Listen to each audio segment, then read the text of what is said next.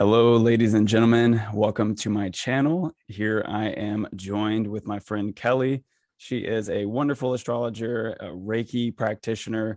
She's doing a lot of amazing stuff over here on Patreon. Kelly, tell us about some of the stuff that you are doing on Patreon, just as an introduction to you. Okay, well, first off, thank you for having me. This is super awesome and I'm really excited. Um, I am doing self-care on Patreon. It's mostly for me, like, I'm not gonna lie. I needed more structure with my self-care. So I was like, well, why not make a community out of it and invite other people who want to do the same thing? So we meet once a month for art, and then we have self-care every week, and we do healer practice every week. And then we also have a monthly healing circle, which I'm super stoked about because I actually want to work on like world problems and stuff and do energetic work with the ley lines and whatnot. So we're going to start doing that later this month, and I'm really excited. That's awesome. And she's joining me here today because we decided to join forces to talk about a very important subject that's going on in the collective consciousness or unconsciousness right now, which is the sort of differences between both man and woman, as well as the differences between masculine and feminine. So in today's conversation, we're going to attempt to work through the perspectives of how man is treated in society, how women's treated in society, how these two kind of forces deal with each other. And we're going to talk about the duality and the current kind of traumas and problems and wounds, as well as we're going to hopefully have a conversation here about how we can bridge those two subjects. So Kelly and I, we're very comfortable talking about this stuff. So we're going to try to get as vulnerable and as deep into this subject as we possibly can. And so today we are going to start by just kind of talking about some of the differences just between like how we've been perceiving society, how society has perceived us, maybe what are some of the differences are between living a life of man and living a life of woman. For anybody out there watching, like one of the first things that people will say, like if they had like a wish or something, a lot of people will be like, I wish I could be the other gender for just one day, just to see what it's like. Or like, what would you do if you were the other gender for just one day? And we all have this innate kind of curiosity of like what it's like to be in the other person's shoes, but not necessarily having the understanding. You know, for me, it's like I can't really talk about feminine or female nature because I really haven't experienced it. So that's comes to the conversation where, you know, me and us as men, we have to listen and understand because we really don't know. And I think the same is true on the vice versa. So, Kelly, you have a sort of like a structure here, an outline here, and I really appreciate that because all my videos are always just right off the cuff, right? Just straightforward.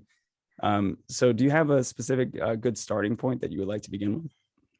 I think it's a great starting point to start with. Like, how were you treated when you were growing up? Like, how did you feel like other people viewed you being a male?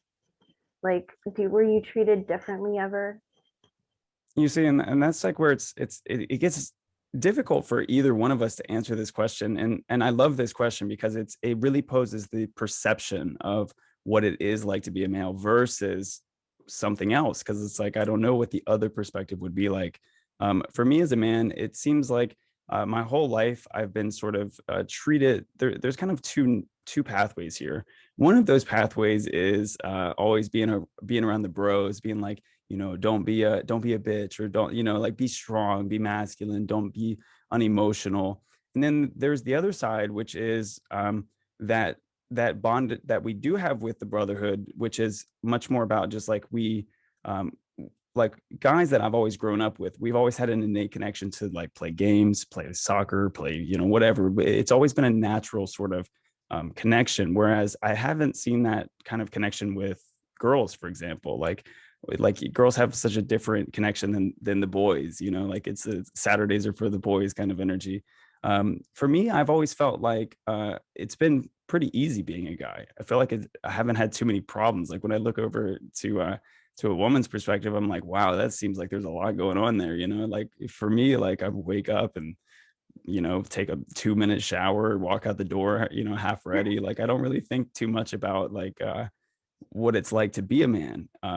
Some of the things that are kind of stressful thinking about this from a kind of conscious perspective, though, it is challenging as a man to have that burden of doing all the work, and it's there's this idea behind man, which is uh, men don't really get unconditional love. We get very conditional love, which is to say that we are loved for our ability to provide, our ability to protect, our ability to like kind of serve. And that's always put a lot of pressure. That's why they say, don't be a bitch about it, because it's like there's no kind of love unless you do something. Where it seems like, on the other hand, women have a sort of, you're loved for being just alive. And same thing with like babies. But let me ask you the same question in return. For you growing up, what kind of perspectives as a woman have you had that have shaped your reality versus maybe some other perspectives?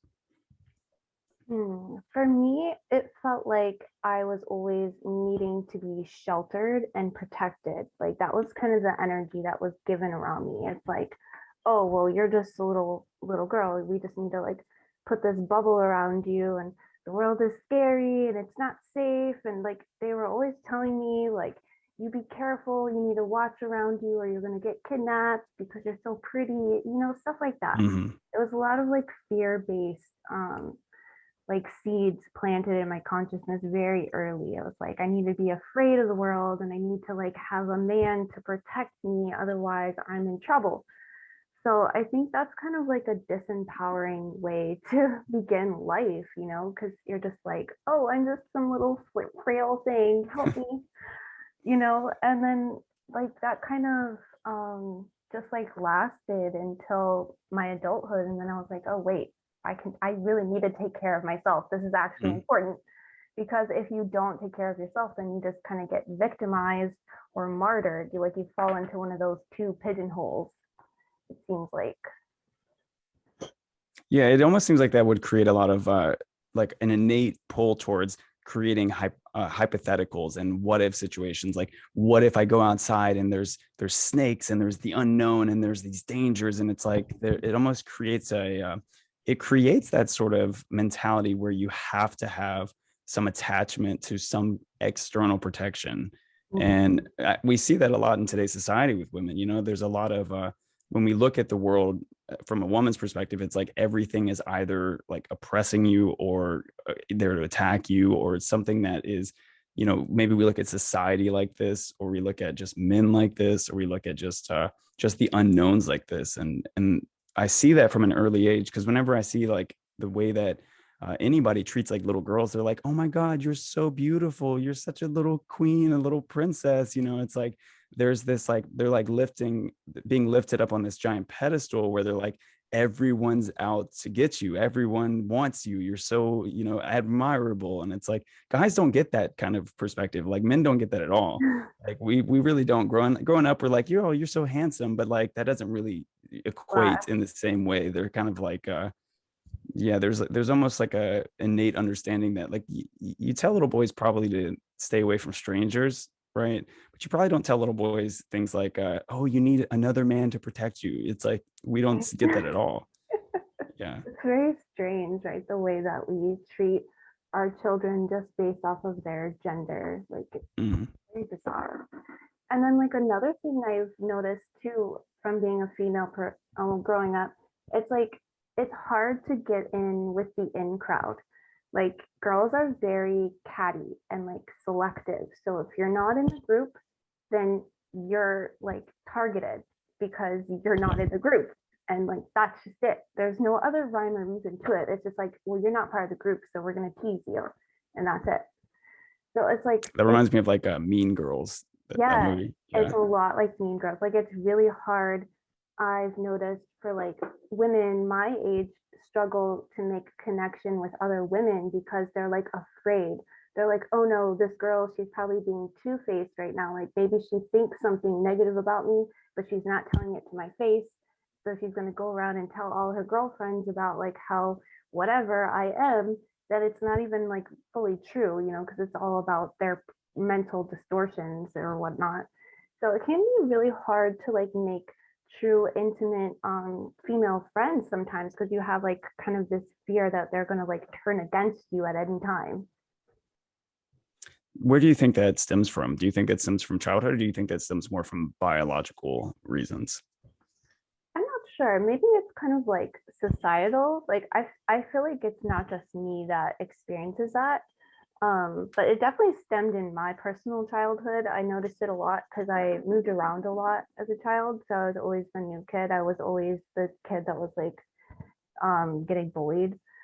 So I just kind of happened to notice it. But I've seen it in other people in my friend group. They've expressed similar things to me, that they have a hard time connecting with other females just because they're like afraid that they're like not being honest. Mm. Because the reason I asked if it was potentially biological is because from what I've studied about just like female nature specifically, like even outside of like humans, just female nature, is that there is because you're kind of given that I need to be protected mentality and I need to have a provider mentality. There naturally becomes like you're not physically strong, so then you become strong in another place, which would be the emotional realm. And that emotional realm is like, well, I'm going to navigate by, like this person's on my team, my family, and this person's not on my team, not on my family. Whereas it seems like guys, we don't do that. We don't like emotionally manipulate each other in that kind of way. Maybe more these days, but more or less like if we have beef with each other, we're fighting about it. We're physically aggressing about it. We're actually like, stand up, like let's knock this out. So I think it's almost like the same equivalent from man's side to be violent, for women's side to be deceptive. And it seems like that can be something that's very difficult to deal with in terms of when you're deceptive to others, you're inevitably going to be deceptive towards yourself. And that seems to be one of the scariest parts of that, is that anything you're doing outside is what you're doing internal. So let me ask you, what would be, I guess I will answer this for the man side, but what would be a good perspective on dealing with that deception or dealing with that emotional manipulation, and healing from that to avoid hurting yourself or avoid hurting others? How can women become more inclusive to other women, or even to just anybody else? Like what would your advice be to women out there? Ooh, that's a great question. I think we all need to drop our judgments. Like, we just need to put judgments down and just be like, okay, this is who you are. And either I like that and I want you in my life, or I don't like that and I need you to leave my life. Because, like, we can't keep trying to change people. I've noticed this is like a huge, huge theme out there in the world. Like, women want to like change the people in their life. They're like, well, I picked you and I liked you at first, but now there's all these problems with you.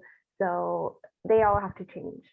But it's like all of those judgments are just self judgments that you're like projecting out onto your partner. And you need to be like, oh, wait, I picked you and I like you or I don't. And I need to deal with that in my own self first. It's like setting these huge boundaries and like who's in my life, who's not in my life. Are these people helping me grow? Are they hurting me? And it's like just having the honesty to tell yourself the truth about the people in your life. I think that would be like a huge, huge step, is being honest and putting your judgments away.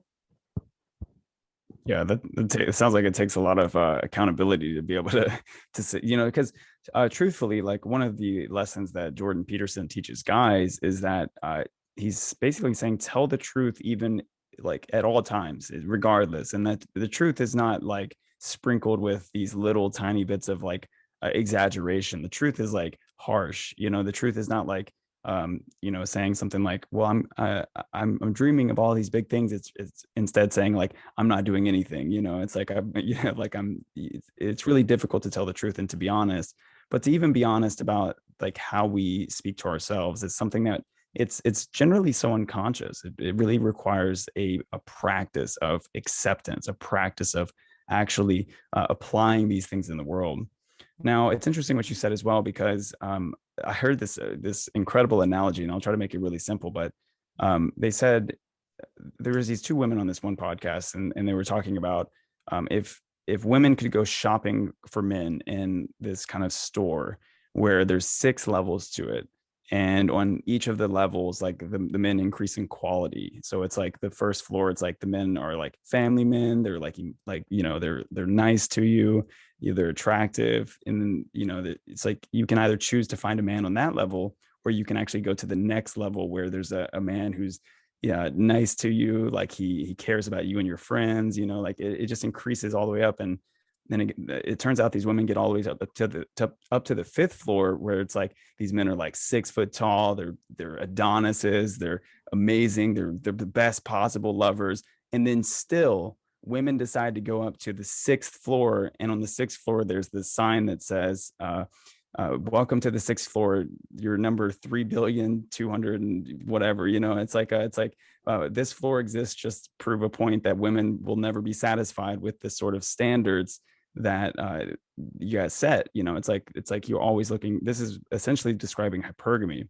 But then if you do the same experiment inversely for men with the same 6 floors, men go in and we don't even get past the 3rd floor. You know, like we get up to the 3rd floor and she's like, oh, she likes sports. She's like, she's nice, she's friendly, you know, like it's like we're like, cool, good, that's enough for me. You know, it's like there seems to be a split between the dating world when it comes down to like women just want these almost nearly impossible standards, and for men it's like we've almost recognized that, and have said to some degree the juice isn't worth the squeeze. And it seems like there's this sort of disconnect in today's society. Do you have any thoughts on that?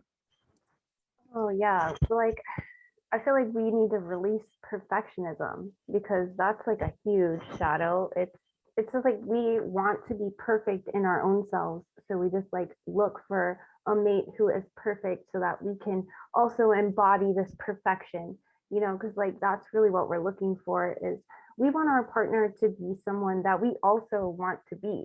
So that's kind of how I would personally choose a partner, like, oh, I want to do those things. I'm gonna go after that and be like that too. So it's like if you're putting up this mental thing in your mind, it's like, oh, I'm going to get perfection if I just wait long enough. No, Yeah. you won't find it anywhere ever. Yeah. And it seems to be that like in terms of essentially what it seems like what men want and what women want, they're radically different. Because what women want is a provider, you know, and I'm not speaking for every woman, but I'm speaking for, you know, the majority of women, because that's where it's important. But majority of women want that figure, you're right, where you can kind of orbit around that person.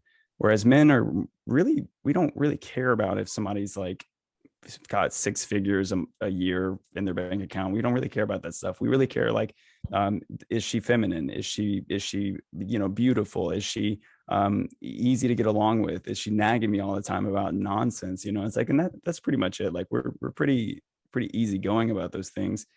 And it's said too that men date across and down. So like we'll like a, you know, a 6 figure man will date a hairdresser, you know, like he's making 35K. But then women will date across and up. So they're like looking to the top of the hierarchy, the top like 10% of men. And it's just interesting how those standards seem to almost miss each other. And it's almost like we've really tapped into that. And I think that's where we'll eventually get to this in this conversation, where we talk about the actual like ways to um, evolve into a more spiritual pursuit, which is not just I want a man who's got all these things, or I want a woman who's got all these things, but rather learning how to actually like integrate what we are trying to become, and then finding somebody who is suitable for that, not in a settling down way, but in a way that's like acceptable. So what were some of the other questions that you had on that list? Because I know that you sent it to me. You had some very fascinating questions. Okay, well, we could go with what is driving you and what practices do you do when you don't feel like you have the motivation? Like, how do you recenter yourself? That's a great question.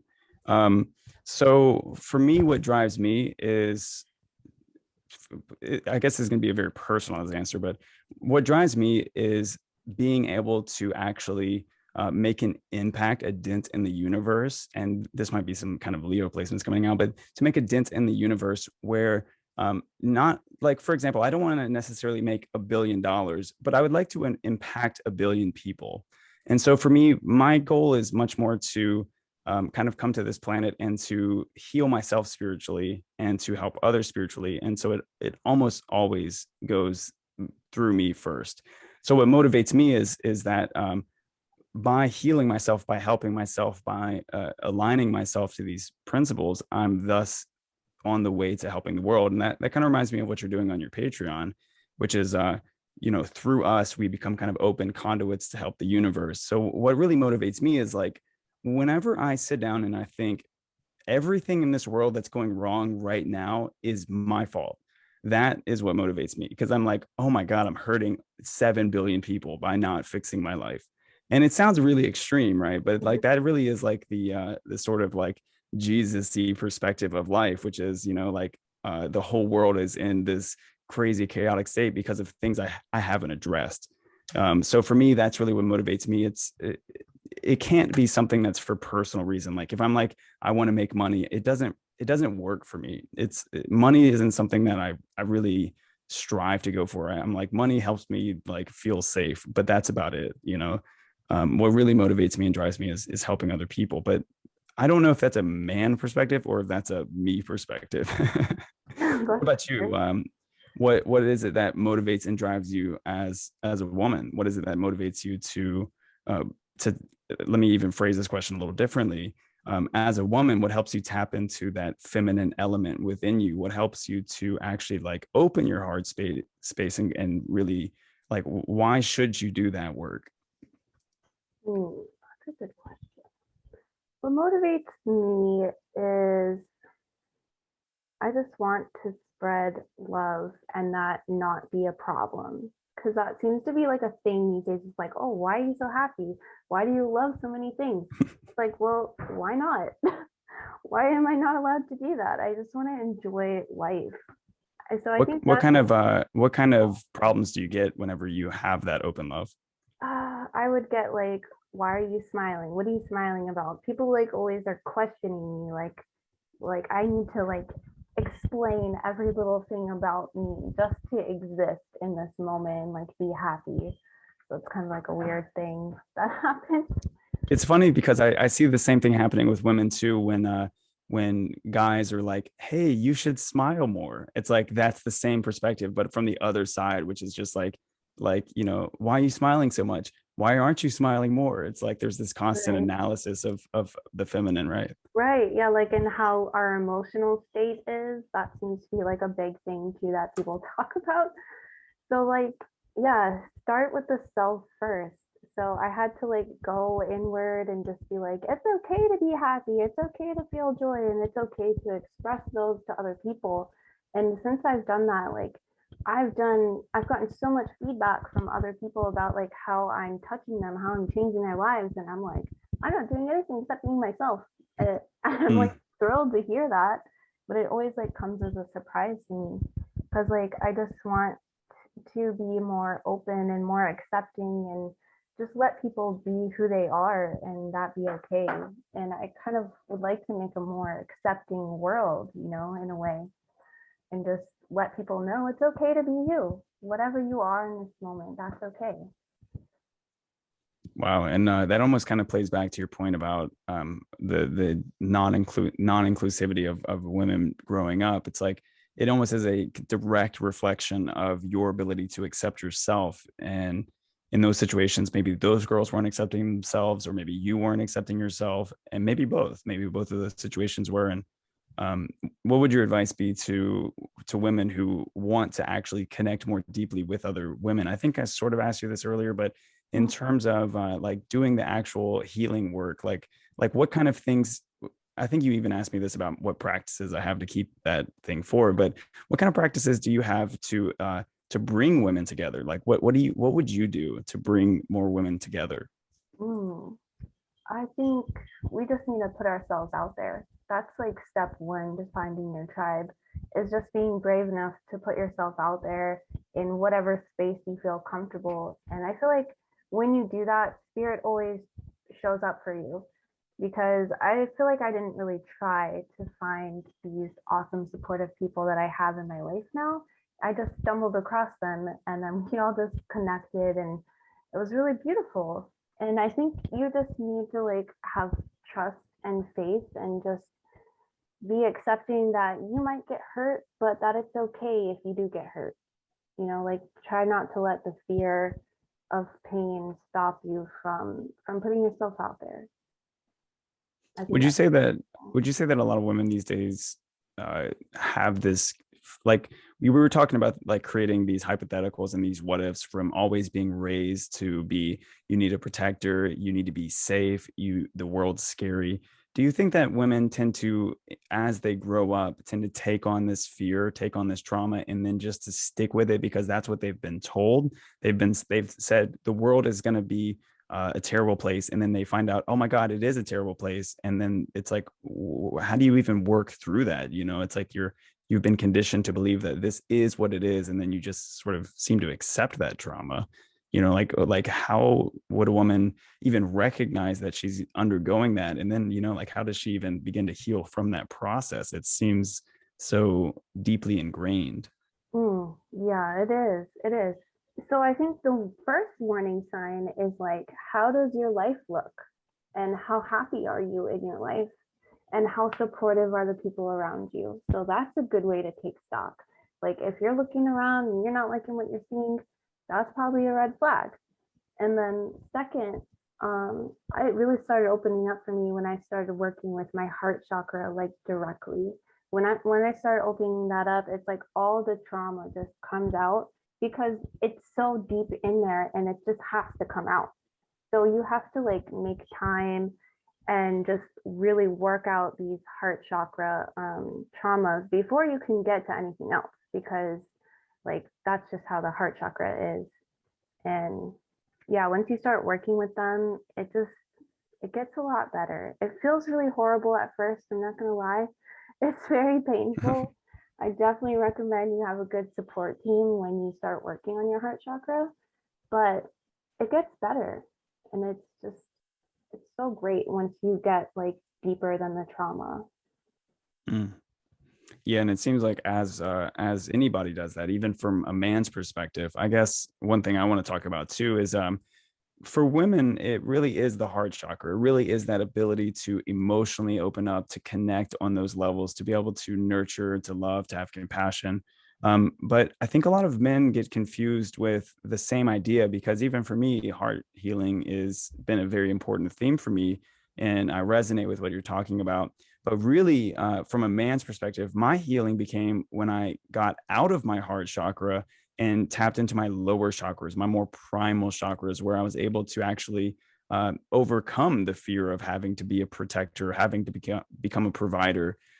Dealing with those things, it really means activating your really instinctual primal being. It means tapping into the flames of your kundalini energy, the energy of your sexual energy. And that seems to be what's really attacked in man in today's day and age, is that we were gifted pornography. We were gifted all of this ability to just lower our testosterone. And that's what we've been doing is, for the past 30 to 50 years, we've just been throwing our testosterone away.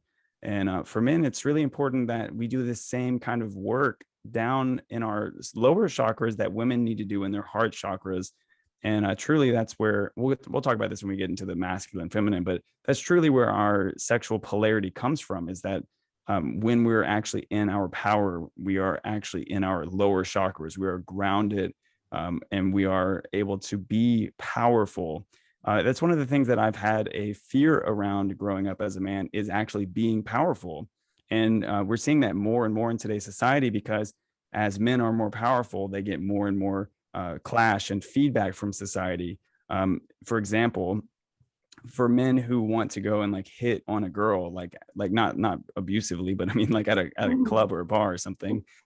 For men who want to just go up and approach a girl, there's so many things in today's society that we have to like navigate around and be careful around.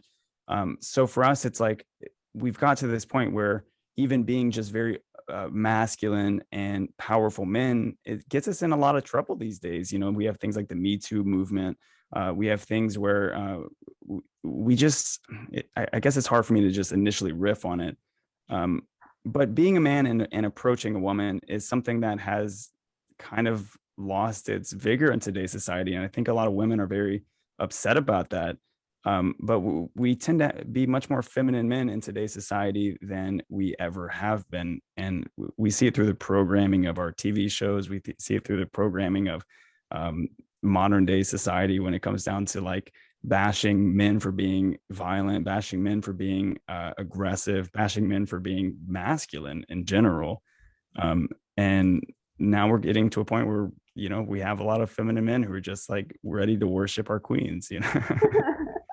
But that's because we've been living in the heart chakra because we're not grounded in our lower chakras. And the lower chakra is sexuality, you know, that lower chakra is like, I do want to go approach that woman. I do want to go have sex with her. I do want to have a, you know, a relationship with her, which is going into the heart.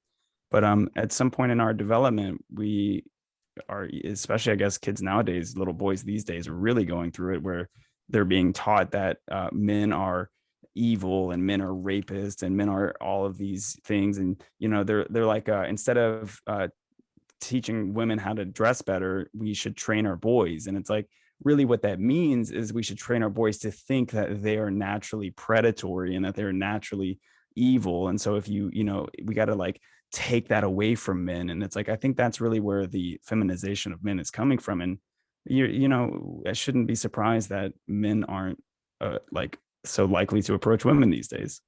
Mhm. So I feel like um, society makes it hard to, in for the dating scene, you know, it's hard to like approach the opposite sex because like you don't know what their past is, you don't know if they have like trauma, so it might be weird, really weird. I agree.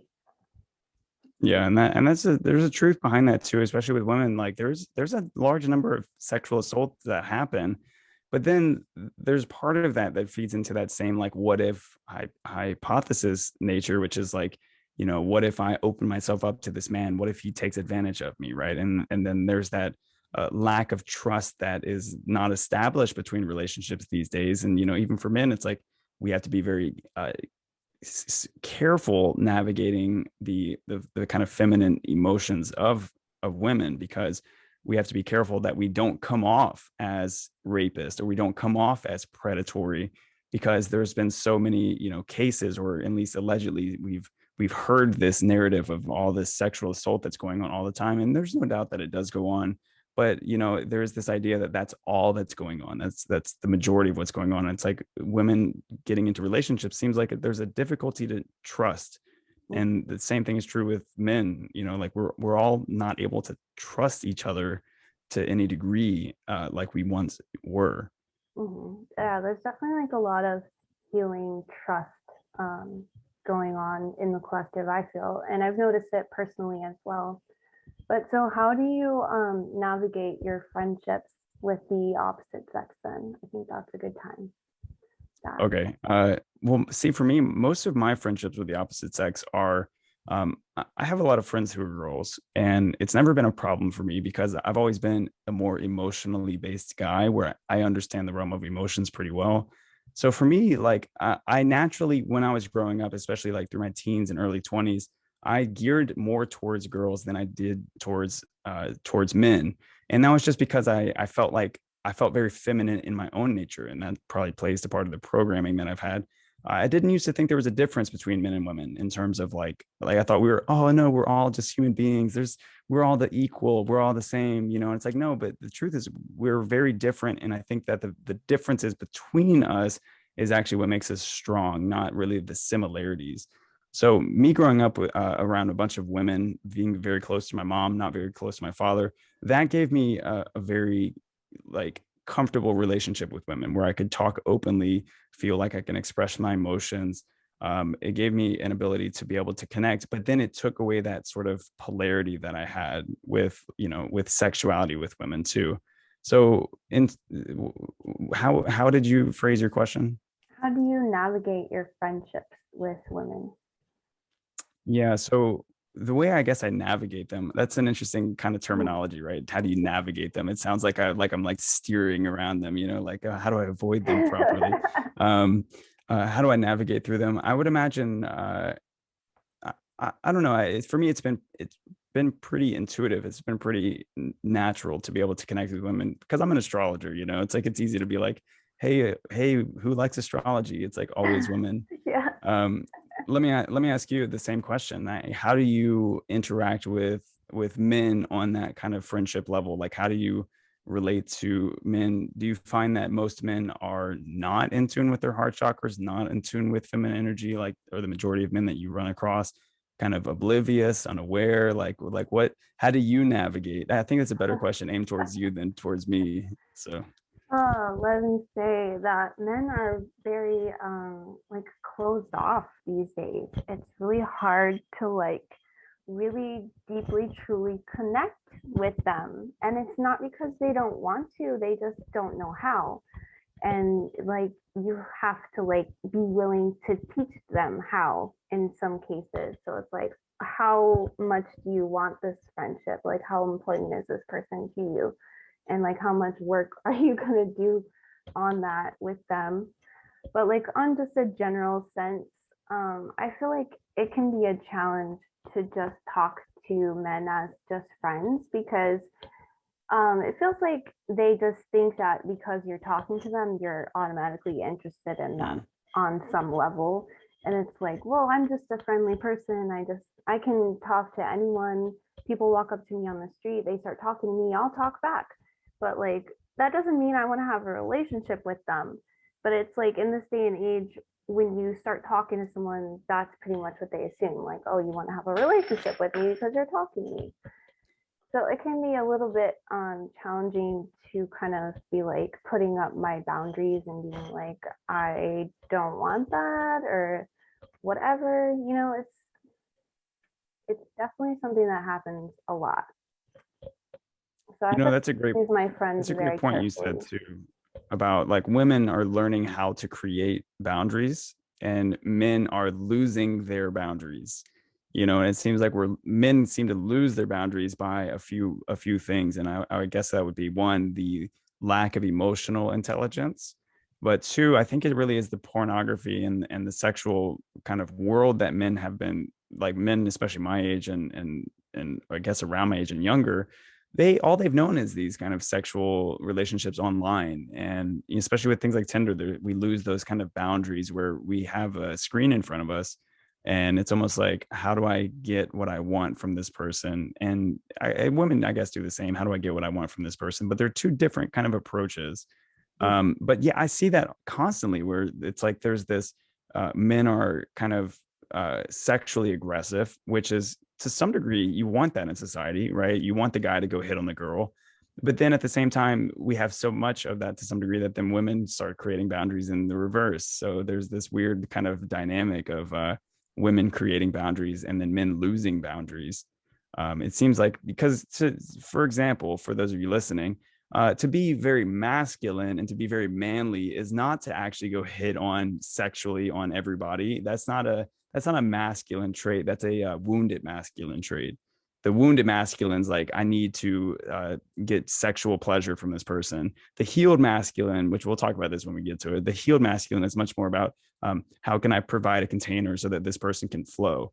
It's much different, and so like we see a lot of wounded masculine energy, and then we see like feminine energy becoming wounded in the same sense because feminine energy is not supposed to be creating a bunch of boundaries. Feminine energy is supposed to be very comfortable.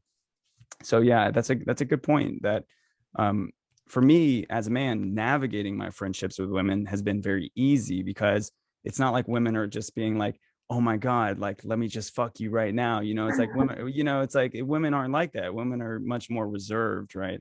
But men are like that, and it's so different. Where it's men are just straight up like yo, like you coming, like you up at 2 a.m. Yeah, I've Yeah. gotten some questionable messages in my DMs already, so it happens.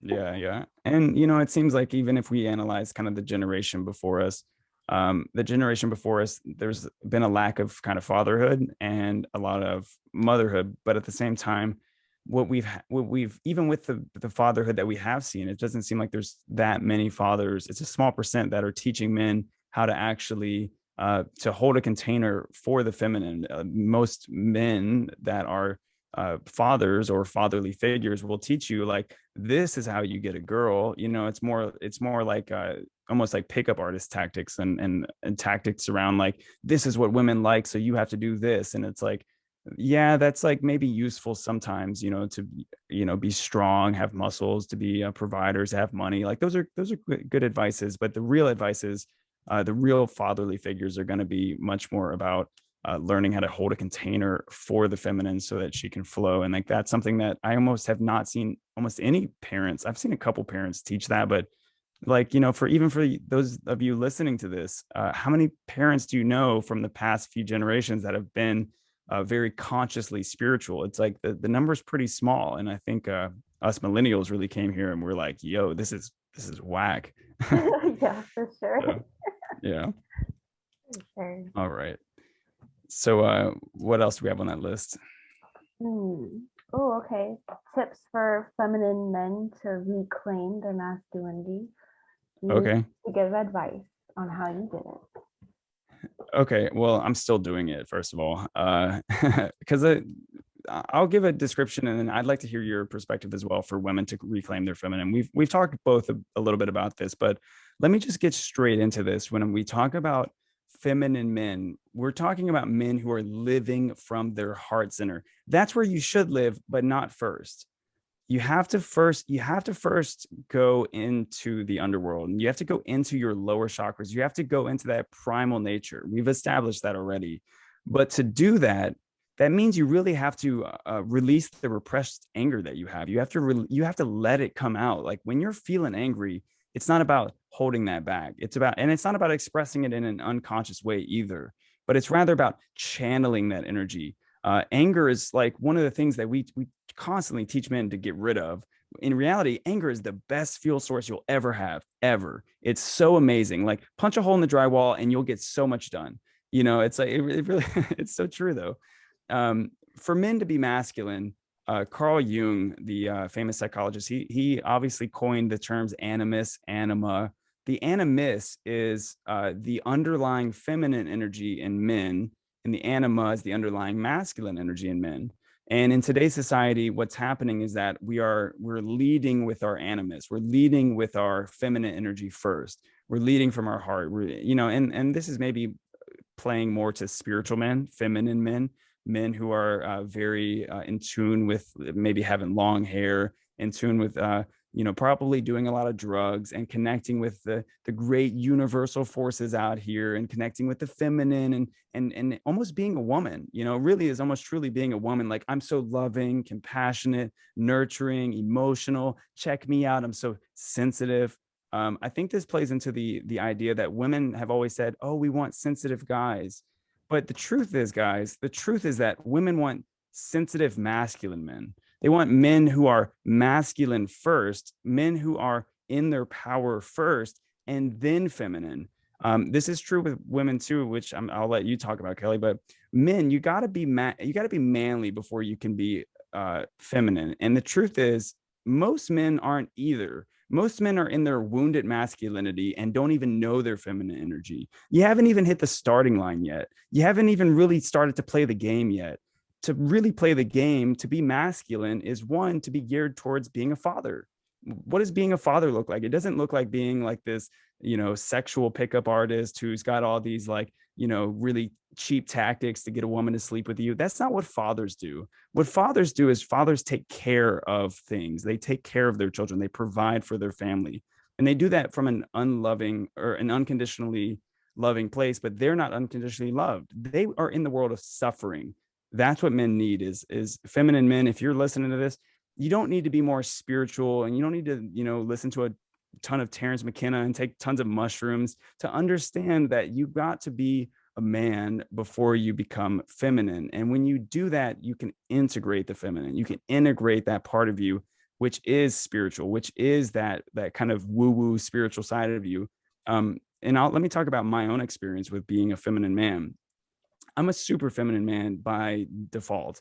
super feminine. Like I grew my hair out, I was doing all kinds of drugs. I was all up in that realm where I was exploring into this spiritual consciousness, but I was doing it without any kind of basis of understanding of who I even was. And I was doing this from a perspective of trying to figure out who I was by leading with the feminine. And that's why it never worked. It gave me some new pathways. It gave me the ability to heal the wounded masculine, right?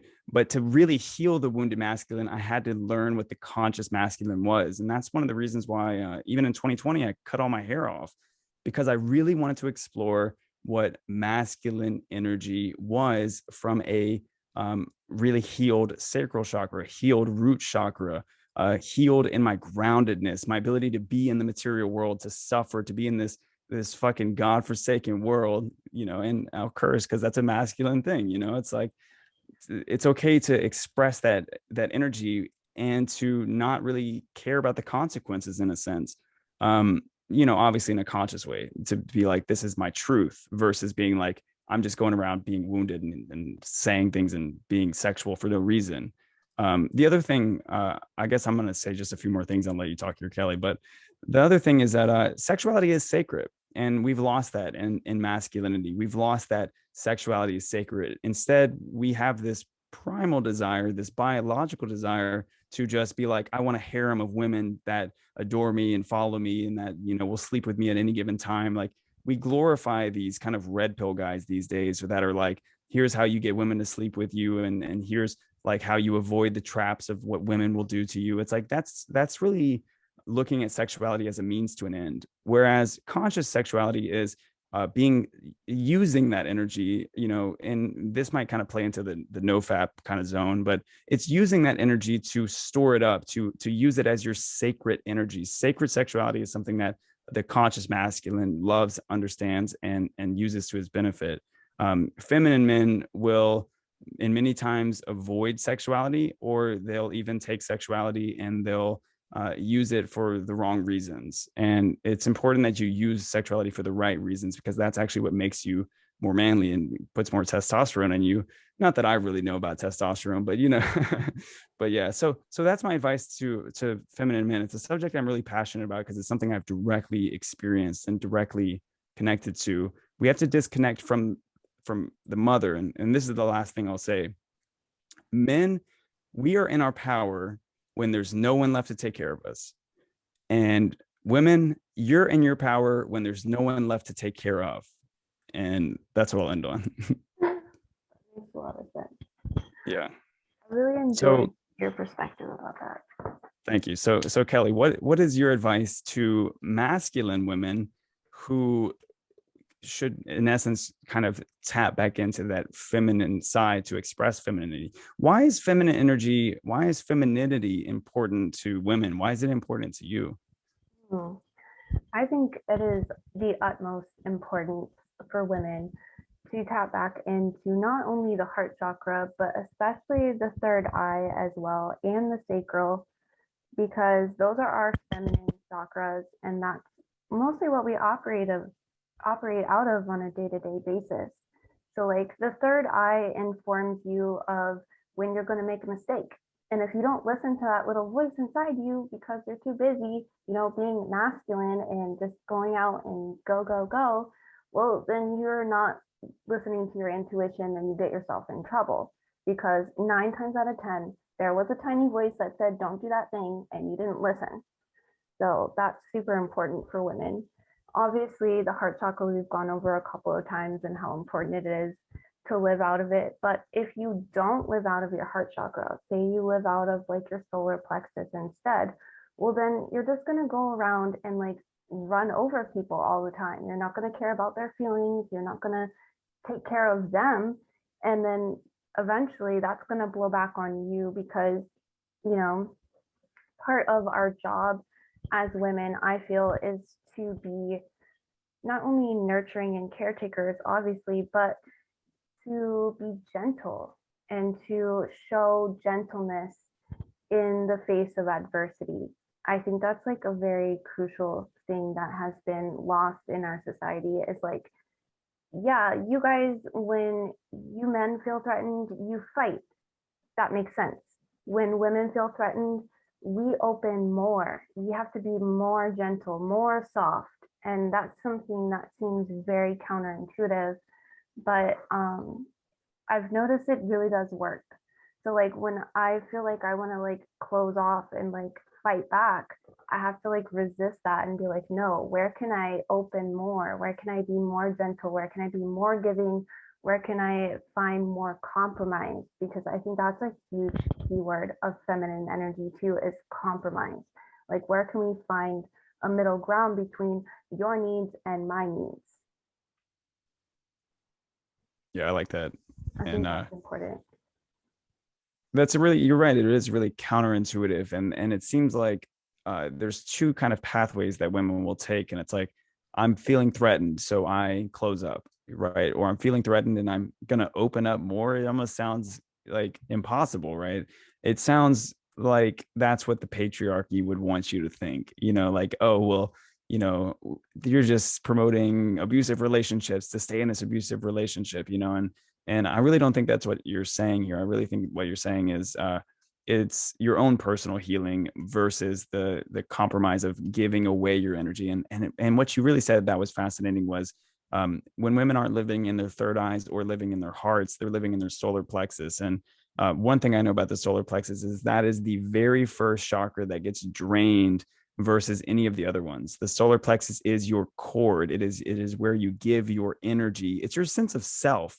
And when women give away their sense of self by being in this unhappy relationship or being in this situation where they're not listening to their gut, or they're on that go go go go go mentality, they're giving away their softness and their feminine touch, and it makes them more masculine because they're feeling, well, I need to create a stronger sense of self. I need boundaries. I need masculine identities. I need this name for myself. I need a career. I need to be stable. I can't trust anything else around me. And it's like there's this constant building up, but it's really just draining. It is, yeah. I like how you explained all that because that feels very true for like my reality and kind of how I've been watching things play out, not only for me, but other people too. And yeah, it's interesting you say that like the solar plexus is like your life force energy. That is super, I would so agree with that. Like in Chinese medicine, they have a modality called Qigong, and that's where you store all your energies in your lower dantian, which is like between your belly button and like your sacral. So it's kind of like falls into that solar plexus zone as well. So I think it's interesting to see that. That's a good point. Yeah, and even when you like, if you are you familiar with Wim Hof breathing? Mm-hmm. I think, yeah, that when you Wim Hof breathe, you breathe into your stomach and then into your chest. So Mm-hmm. you don't even breathe down to your chest first. You fill your belly with air, and when you fill your belly with air, you're stimulating that part of your body and then bringing it back up in this wave-like motion. So, yeah, I think that's really important, and both for feminine men and masculine women. Let's talk a little bit about sexual polarity for a second, because masculine women will attract feminine men and hate it. They both hate it. They hate it because, yeah, because masculine women, you're going to attract weak men. You're going to attract guys who are emotional. You're going to attract guys who are like trying to worship you. You know why? Because they want what you got. And what do you want? What they got? Like, you want to They're be like more trying to feminine. trade. Yeah, but you're playing the opposite roles here, and it's like the polarity is reversed. Now, this is exactly why this is inherently true in your own individual self as well as in your relationship. If you're a masculine woman, you need feminine energy and you need to lead with it, because then you'll be in your power, and then you can attract more masculine men, because every masculine woman is like, I want a man who's more masculine than me, and like that's what they say. But like, if you want that, your masculine doesn't attract masculine. Even in the homosexual communities, yang and yang don't get along, right? Like, you've got to, like, this is the importance of understanding that men and women are not masculine or feminine. We are masculine and feminine all together, and we all have this balance in ourselves. And I guess this is sort of shifting the conversation into the kind of masculine polarity and the feminine polarity here. But we have these things in us. We have these forces in us. And so if you're a masculine woman and you want to attract a masculine man, well, you got to ask yourself, what does a masculine man want? Does he want a masculine woman?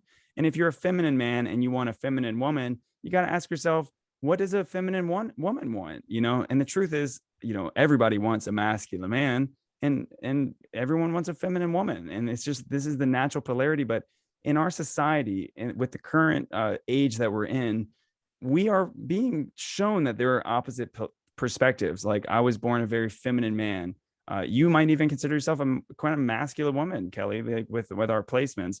And we have to do the actual work. It wouldn't be a spiritual journey if you didn't have the opposition coming right at you, if you didn't have an adversary right in front of you. The adversary is yourself. The adversary is this like force that's opposing you, that is yourself. That's the importance of every movie that's ever been shown, or every hero's journey that's ever been told, is that the thing that directly opposes you is the exact same thing that you need. And as you face that, you learn how to integrate it, and then you become whole through the story. You change through the story. And so, for anybody, if you're in relationships that keep playing out in these same patterns, it's probably because you haven't addressed the pattern inside of yourself. Do you have anything to attest to that, Kelly? I would just like to add that um, the truest things are the most painful. Like all of the biggest healings I've gotten throughout my life have been the most painful. So we should not try to shy away from pain anymore. We should accept that pain is part of the process, but it's just a small part of it, because like, yeah, it had a big pain that came with it, but then I also got out of something, and I also, realized something about myself that I didn't before. And it was very profound and very wonderful. But it's like pain is part of it, and you cannot separate the two. There's no Yeah, and easy path here. that's so true. It's I think Carl Jung has a quote. I love him because every astrologer loves Carl Jung. He's got a quote that says something along the lines of, "What you most want to find will be found where you least want to look." Yeah. And that's what's so challenging about having this conversation, even in our society, like man versus woman, right? It's like, what do we want to find? Well, it's on the other side, and it's like, to find it, we have to be willing to open up. Even for men, men have this movement, or it's not even really a movement, but it's a lifestyle of men going their own way. And like, that's literally avoiding what we need to do. And I'm like kind of pro MGOW, but in certain aspects, men need to go their own way, but that's the way of your purpose. That's the way of following your purpose. Now, if you're following your purpose, you're not going to shut off from just relationships because, they're unfair and uncomfortable, and they're painful. But instead, we have to go our purpose, and then to actually be willing to take on a heavy and heavier burden as we do that. And taking on a relationship is a burden.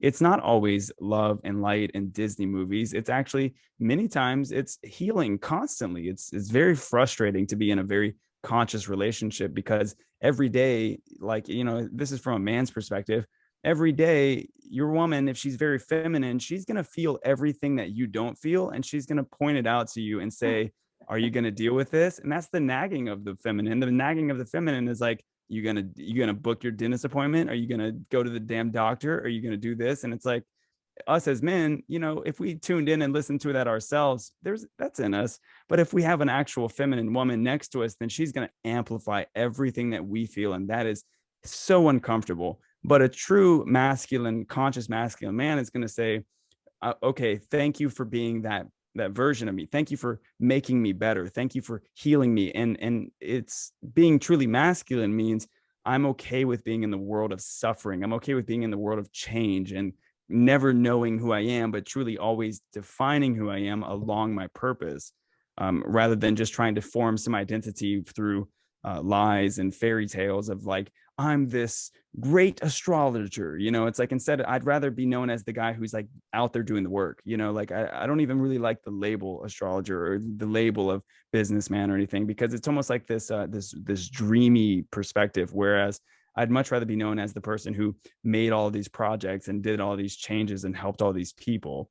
And that's sort of what I think the true masculine needs to understand is, it's like, to be truly masculine, you got to also have that true integration of the feminine, where you kind of let go of your identity constantly, like day in and day out. Like a true masculine, it's like, I am okay with dying on the battlefield, because that identity wasn't really that meaningful to me. The new identity that I'm always kind of evolving into is something that's more important. And I think that's a testament to personality in general. Like we all get attached to this personality that we have, but in reality, it's always shifting and ebbing and flowing and dying and rebirthing constantly. And I think to get used to that is truly to be not in tune with this biological imperative that we have, this biological need of like man sleep with woman, woman make sandwich for man. Like we got to like let that kind of mentality go so that we actually, tune into the higher perspective of it, which is I do this for a greater purpose than just a sandwich or sex. It's like we have to do it for in essence the greater good of God. And I think that's truly what it means from my perspective as a man to be masculine. And what would you say the feminine perspective? I guess we can start to even talk a little bit about Lilith here, but what would you say the true feminine perspective of aiming towards God looks like? Yeah, so I would say the feminine is always aiming to serve. I feel like that's a huge, huge thing because when you serve someone else, you are serving God because everyone we need is God, supposedly, right? So just like being that force that's like, let me take care of you. Are you taking care of yourself? Like we have to like watch over people and be like, okay, but did you do that? And did you do that? And are you taking care of yourself? Are you good? Or how are your emotions? And like check in on all these different like subtle levels, like read the energy of the room. How's the energy in here? It's like an ongoing every day, every second job, I think, being a woman, because you're like, in a way, you're also a conduit of spirit at all times because I think as women, we tend to have more of a natural connection to source just automatically. And so we're always kind of reading the energy of the room and just like translating it and seeing how we can improve it, how we can make a shift for the better at all times. Yeah, I can really sense that as well. And I think that's a beautiful perspective as well. And that's why all over my social medias, my YouTubes, I'm always constantly dogging on Lilith, which for those of you who don't know, Lilith is the kind of force in the Garden of Eden that would be considered the snake who uh, in essence kind of deceives Eve and says like there's this greater world for you where you don't have to serve all the time, you don't have to actually make sandwiches for Adam. Like why would you be the helper of Adam? Why would you actually want to serve this person when he doesn't even know you exist? It's like Eve is very deceived by Lilith.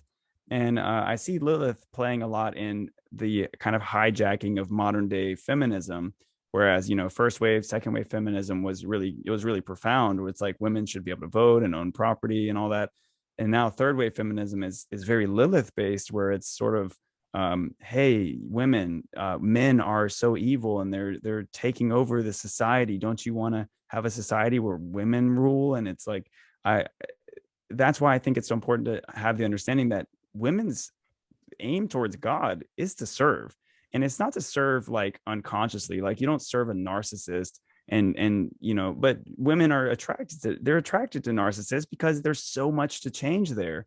The truth is dating a very conscious masculine man is scary. You know why? Because he will actually keep you in check in terms of your service, because you trying to help him is like that's a real job there. Serving someone who's on their purpose, that takes accountability, it takes honesty, it takes a sense of really deeply connecting on those levels. Like I think a lot of women say that they want really masculine and conscious men, but don't realize the amount of accountability that it takes to actually sustain that relationship, to serve somebody who's actually in their power. Oh yeah, because that would require her to change too. Because like Mm. I've noticed this theme of like, well, I want him to change, but I don't need to change. I'm good. And it's like, no, that's a trap. That is a huge trap. You should always be striving to be a better person, like on a day-to-day basis, because we're all human. We're not perfect. So if you've got this attitude of like, I'm good, but he's not, that's a red flag for sure. Yeah, and that's how it feels a lot of the times as a man dating in this society. It's like there's all these standards that are placed on us, and By yet women. by women, and yet women don't have the same level. Like as soon as we say, like, women will constantly say things like, I want a man who's like 6 foot tall, who's got six figures in the bank, who's got 6 inches or more. And it's like there's all these standards that women place on men, but as soon as men turn around and place any standards like, I don't want a woman who's over this amount of weight, or I don't want a woman who's does these certain traits, then we get flamed for it. It is not acceptable for us to have standards, but for women to have way too many standards. And there is this kind of idea that it's like there's a lack of accountability in terms of like the feminine energy in today's day and age. And this is not universal, because I don't want to put a blanket statement over everybody, but this is a trend of some of the, especially more kind of liberal or more feminist kind of narratives, that men shouldn't have the say in terms of abortion, men shouldn't have the say in terms of birth control, men shouldn't have, as soon as for a guy, as soon as your like sperm leaves your body, it's no longer yours. You're now you are now subject to family courts. You're now subject to her making the decisions, her body, her choice. I think a lot of men in the red pill and the MGTOW community, they're like, my wallet, my choice, like, so, it's just like a funny play on those words. But there are all of these, like, we're at a war with each other, it seems like. And the true polarity, the true sexual polarity that comes together is it seems like men are on their purpose, women are serving that man who's on his purpose. And instead, it's now becoming women are on their purpose and men are serving those women on their purpose. And that creates an absolute war zone where there's just these conflicts of interest that create constant conflict between both genders. Yeah, I agree. And it's so unfair, I think, that women are like, hey, you can't put those kind of standards on us. But like we totally do that on a regular freaking basis, you know? You see it Yeah. all the time out there. We're like judging men for this and that. But like if they judge us, we're like, oh my God, he did what? He said Yeah. what? It's like this Men huge are trash. uproar. Yeah. Like all men are trash now. And it's like, whoa, hold the phone there. That's a bit much. Like calm Well, if down. I were to go around saying that all women are trash, I would be flamed for eternity. Like I would be like, you're the reason why the feminine is so oppressed. You're such an oppressor, and I'm such a victim. And that really is an important conversation to have. It's like I'm glad that men don't have that retaliation mindset to the majority of the degree, because I wouldn't want to see men becoming victims of this like standards that women hold. And I feel bad for when women do have the victim mentality of especially the victim mentality of the entire world is out to get me and everything is scary and everything is evil and oppressing. Like that victim mentality is terrifying. And instead, when you're serving God and you're serving your purpose, you really kind of start to melt those ideas away. You really start to melt the ideas that the world's out to get you. And you start to realize like you're a portal of abundance constantly. You're a portal of opportunity. You're this portal of protection and sacredness. And there are so many feminine goddesses in mythology that are like Kali, who will slice your head off, and the Morrigan, who will just destroy everything with ravens and crows, and like who will protect you. And there are so many feminine goddesses that really tell you that feminine energy is not weak. Feminine energy is it's almost stronger than masculine energy when it comes down to it. Like men we'll just go to war, right? Like we'll kill each other. Women will do way worse things in terms of the mythology, the feminine mythology. Like women will, or I guess I shouldn't say women, but feminine deities will have you like really questioning your whole life. Like they'll do it worse than what men will do. Men will just violently, physically attack you and mentally attack you, but the feminine deities will really just like really cut your head off in the way that really hurts, where it's got to grow back painfully. Yeah, yeah. Yeah. I feel that too. Like feminine's really good at like cutting you right to the quick. It's like, oh, that was like my most tender spot, but you hit it like dead on. Yeah. And well, that kind of goes back to women. You guys, your third eyes, your heart chakras. That's where where our weaknesses are, and like that's the scary part. Like men are over here like, oh, men sex sandwich, and like we're like, beating on our chest. And then what you women are like, God, look at all the vulnerabilities on that guy. Like I could just rip him apart. One of the things I hear a lot too about women dating kind of men who are not fully in their power, but not necessarily feminine, but not really fully in their power.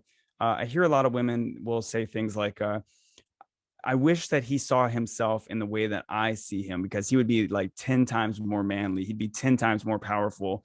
But then they'll be like, I can't tell him that, because then he'll use that against me or something, where it's like, if he knows his power, then I'm less in my power. Well, that's actually where we as men, I think this is one of your questions. This is where we as men actually need women. We need women to come up to us and say, yo, you're 1/10 of your power.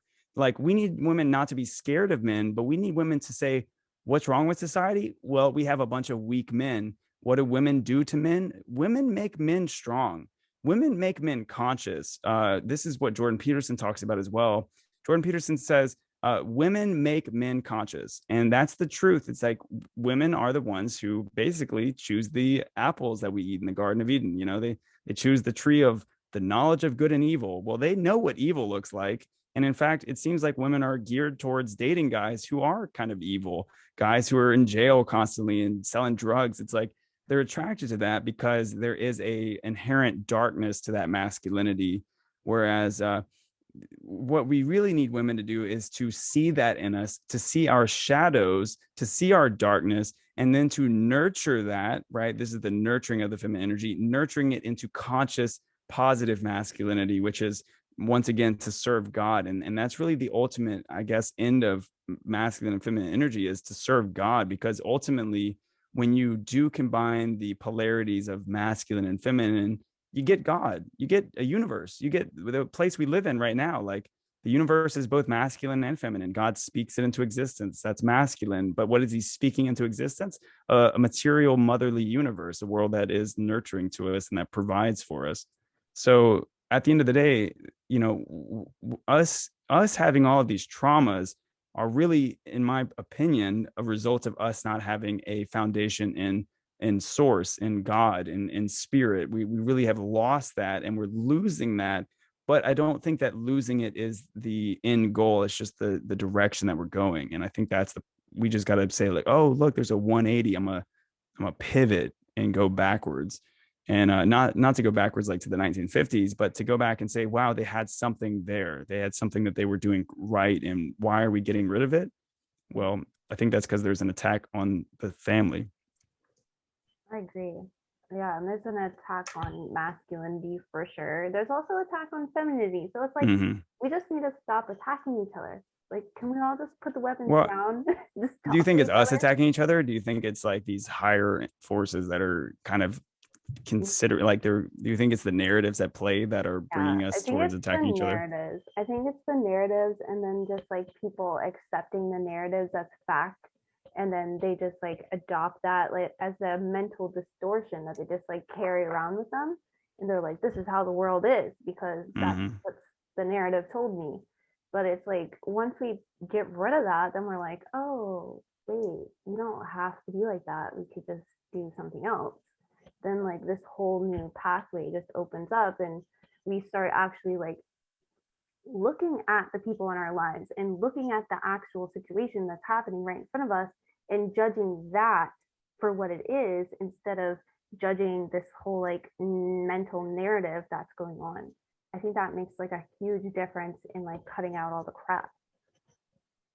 That's a great point. And I think you said this earlier too in this podcast, was you said that one of the ways that women can really heal themselves is to stop judging themselves, but really to stop judging how they view their thoughts, right? How you view a narrative that you're telling yourself. Because if we break down humanity or humans down to our root core, we are full of perceptions. The only thing we are is perception itself. um, Especially those of you who have like kind of explored to the psychedelic community, you realize that your perception is very malleable. You can really alter your states of consciousness and your perceptions radically. Like, you can shift the entire way you view the cosmos, the entire way you view yourself, your family, your relationships. All of those things are ideas, they're beliefs. And this is one thing I really want to emphasize when it comes down to the spiritual conversation about masculine and feminine. If we look at it like duality in terms of left brain and right brain, The left brain is really that masculine essence, which is I need facts, data, logic. I need to like make orders and numbers make sense. I need sense. I need common sense. That's cool. We all have, men and women have that. We all have left brains, right? We all have like, oh, I can calculate things. I can be rational. But what's really interesting is the right brain, the feminine brain, because that's where we tell a story about life. We're in a story about life. That's why we need a father and a mother, and we personify the world with mother and father and child and all this. Like the right brain is much more fiction, whereas the right brain is, or the left brain is nonfiction. But what's important is that if you want to attack the whole structure, you don't go for the left brain. You don't go for the logical side. You go for the story side. You go for the belief side. You go for the narrative side, and you plant in their perceptions. You plant in their beliefs. You plant in their fantasies and fiction, things that are not real. Like, hey, the world is terrifying. Men are evil. Men will rape you. And it's like all of these perceptions around what life is really where you have that feminine energy. Now, this is my advice for feminine energy for those of you women who want to tap more into your feminine energy. Tell better stories about your life. Like if you want to manifest things in your life, tell a better story about why you deserve it. Tell a better story about what it is that you want. Tell a better story. Like this is where journaling is like the most healing thing ever, right? You got to program your right brain. This is the unconscious brain. This is the feeling brain, right? It's got a voice box in it. Like if you're schizophrenic and you're hearing voices, listen to what the voices are. They're the right brain talking to you. And a lot of times that right brain is traumatized, and the wounded feminine comes out as chaos and evil and darkness and all of these pre-programmed things. But if you listen to the right brain and you program it and you say, I am a brave woman in this world. I am confident that I can manifest whatever reality I want to live in. Well, then that's how you can get rid of those narratives that society has taught you about all of this nonsense, this continual nonsense of life, and then the left brain will follow. And the same thing is true. I guess the left brain would be like the script of the story, and the right brain would be the actual story itself, the stage, one might say. I But almost yeah, feel like we need to talk about Dean for a second. we need to talk about what? I almost feel like we need to talk about our story about the campfire and how we manifested that campfire. Yeah, that would be fun. Yeah. You want to tell it? You want me to tell it? You tell it. You're better at it. So yeah, that was fun. That was so I went and hung out with Kelly in Mississippi, and we went camping. And we went camping during it wasn't a full moon, was it? No, it's a half moon.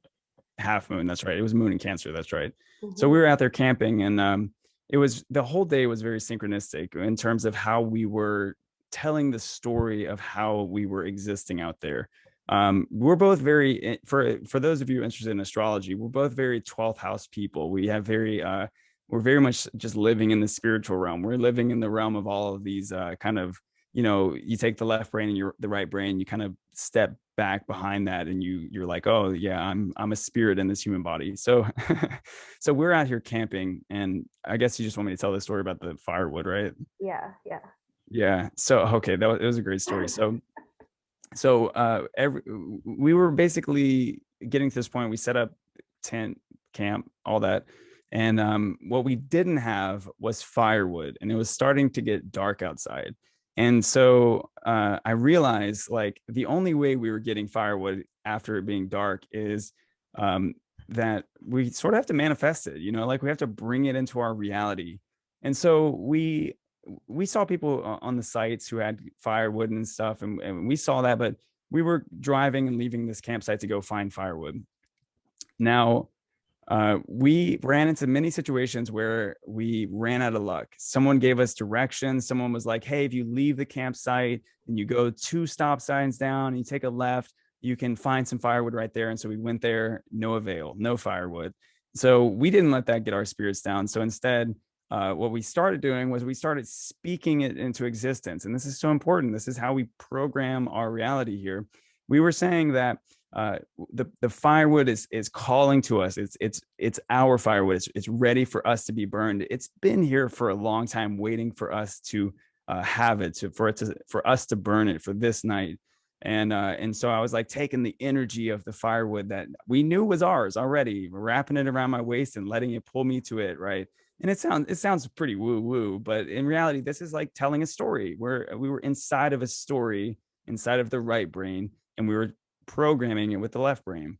And so what happens is that we get back, we park, and we decide to go walk up to one of the fellow campers who's camping out there, who has like a giant stack of firewood. And I said, I walked up to him, and Kelly was right there, and I was like, hey, he's like, how y'all doing tonight? And I was like, oh man, it's going great, but make it so much better tonight is if we had some firewood. Could I buy some firewood from you? This guy's eyes lit up. Shout out to Dean. This guy's eyes lit up because he was so excited. He immediately stopped what he was doing. He put everything down and he said, follow me. And he just took off. He just started going. And I looked at Kelly and we were like, let's go. We just started the adventure. Right. So remember, this is really important to understand that we were manifesting this firewood. So Dean takes us on this just adventure across this campsite, this campgrounds where we're at. Like I'm talking pretty far. It's like a couple hundred yards. I mean, we were walking all the way. It was at night. This guy has his light on. He's walking. He's leading us to this firewood that's like at this tree that's just sitting there. And he's like, meanwhile, he's telling us all of these stories about the campgrounds. He's telling us why this firewood's here. This guy's like a what? He like doesn't live there, but he's like a regular. So basically, this guy is taking us on this whole journey, right? He's part of that right brain I'm talking about. He is the story, right? And I think in this case, I would consider this guy kind of a guide. And so he brings us to this firewood. He literally starts picking up these logs, putting it on his shoulder, and Giant then log. yeah, like big logs, like not like It's some like big an ass old logs. grandpa guy too. It was Yeah, great. yeah, that's true. That's important. Dean is in his like 60s. So uh Dean, he was so excited that we had asked him for firewood. Like I said later, I think this guy's got a Sag rising, but he was so excited to get us firewood that he was like telling us, he's like, all right, you pick up that log, Kelly, you get those little sticks over there. And we walked back to our campground, and we made like multiple trips. And oh man, this whole time Dean was just telling us all about his like grandkids. He was like telling us all about life, and he was saying how much we reminded him of him and his wife. And this is the funniest part is that Dean goes and gets his wife, and he like drags her like by the hand to bring her to our campground from his campground. And he's looking at us, and he's like, this woman 45 years, been married to her for 45 years. And she's all bashful and shit, but Dean's over here, he's so proud to tell us that he's been married for 45 years. I think what he saw in both Kelly and I was what he saw in he and his own wife. And so later, like 10, 15 minutes later, well, I guess his wife said, oh, I'll go get you some lighter fluid. So it's like, all right, cool. Kelly and I are building this fire. We're throwing pine cones on it. Dean and his wife, this is the craziest thing. They're out by their campgrounds collecting garbage bags full of like pine cones Giant bag. and like yeah, and like pine needles. And like I'm talking like we had like two fat garbage bags full of this. Like we were just trying to have a regular fire, right? And he has like two garbage bags full of them, and he's like telling us all about his life story, his grandkids.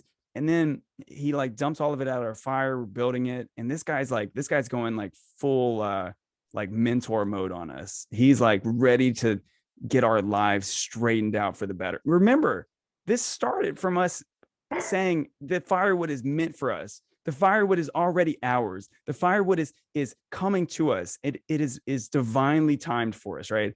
And then here we are inside of this story where Dean is this guide along this story. Dean is part of this manifestation that we're doing. Like I was trying to buy firewood for $5 a bundle, like I was just spending like, yo, here's like $5. Can I get some wood? No, we get a whole story where Dean and his wife are involved. They're telling us stories of their past. And then basically, as we build this fire, uh, Dean's like, he looks right up in our eyes. He's having this just heart to heart, like just a spiritual unloading of energy where he's just like talking about marriage. He's talking about like all the stuff we talked about in this podcast. I would say that Dean has been a big part of this podcast too. Yeah, shout out to you, Dean. He doesn't know this, and he didn't know it at the time, but we're over here just like being in the 12th house about this. but Dean was giving us both advice about like how to live our lives. He's telling me to like, make a lot of Get money so I can clear. provide, yeah, Mhm. to get clear on my visions and things like that. And then he's talking to Kelly all about like whatever he was talking to you about, all your life goals and things like that. He was really getting into it with us, and he could tell that he was like channeling this wisdom to us. But the thing that's really beautiful about the whole situation is that, and by the way, oh man, we broke a whole pallet up. We were like hitting logs in this pallet. But anyway, the beautiful thing about this situation was, if we didn't have the vision, if we didn't have the manifestation, the words, if we were to say, I would go talk to that guy, that old 60-year-old guy, but he's actually men are trash, and no man can help me. If I had those woundednesses, if I had that fear, if I had that the doubts, and I had the everything's out to get me in this world, then I never would have experienced that really heart to heart connection with Kelly, uh, going on this adventure with Dean, going on this adventure where we got to go listen to this guy for an hour rant and talk about his life and give us just like love, and he was like really like deeply connected to us. Like it was a pretty profound experience. But that's what spirit does for you, though. Like Kelly and I were both sitting there wide open to it. We were encouraging it. We were giving him energy and saying like, yeah, Dean, that's so right. Here's what I do in my life. Like, and we were like having a real ass conversation with this guy. But that manifestation happened from us telling a better story about how to get firewood instead of just Giving up. hoping that we would get some. Like, we didn't hope that we would get some. We knew that shit was ours. We knew that we spoke it into existence. We didn't have doubt. We didn't have fears, but we told a better story in our lives. And that was us connecting with both of our masculine and feminine energies. I don't think the experience would have been the same if it was just like my manifestation or just your manifestation. Dean would have looked at me and have been like, he would have been like, "Where's Kelly?" He'd have been like, "Yeah, sure, I'll sell you some firewood."